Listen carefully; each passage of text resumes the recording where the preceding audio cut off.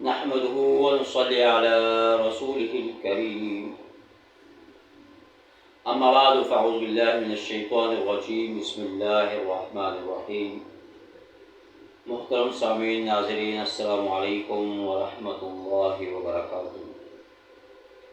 آج کی اس نشست کے اندر میں آپ کے سامنے ایک ایسا وظیفہ، ایک ایسا عمل پیش کرنے لگا ہوں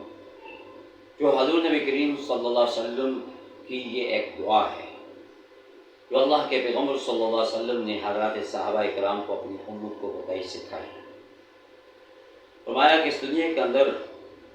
اگر تم نقصان سے بچنا چاہتے ہو، جانی مالی نقصان سے بچنا چاہتے ہو، اپنی جان کو نقصان سے بچانا چاہتے ہو، اپنی بیوی بچوں کو نقصان سے بچانا چاہتے ہو،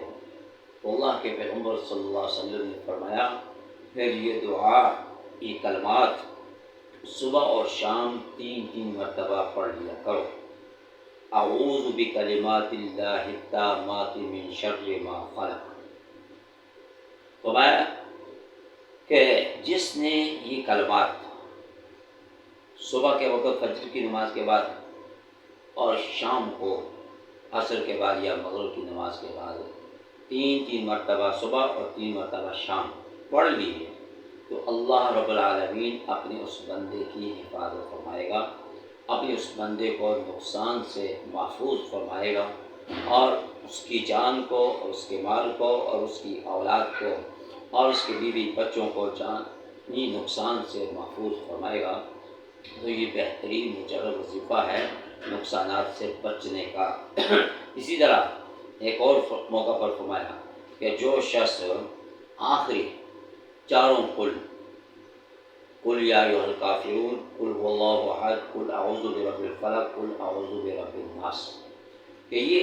3 مرتبہ صبح اور 3 مرتبہ شام ہر سورت کو ان 4 میں سے ہر ایک کو 3 مرتبہ پڑھے اور اپنے اوپر دم کر لے، اپنے بچوں پہ دم کر لے، تو فرمایا کہ اللہ رب العالمین ان کلمات کی برکت سے، ان صورتوں کے برکت سے اپنے اس بندے کو محفوظ فرمائے گا کسی ذاتی موت سے، کسی حادثے سے، کسی پریشانی سے، مصیبت سے تو محفوظ رہے گا۔ تو یہ بہترین کلمات ہیں، مجرب کلمات ہیں، ان کا ذکر کریں، ان کو پڑھیں تو اللہ تعالیٰ اپنے اس بندے کی حفاظت فرمائے گا۔ دعا فرمائے کہ اللہ تعالیٰ ہم سب کو جو کچھ خاص اس پر عمل کرنے کی توفیق عطا فرمائے۔ وآخر دعوانا الحمد للہ رب العالمین۔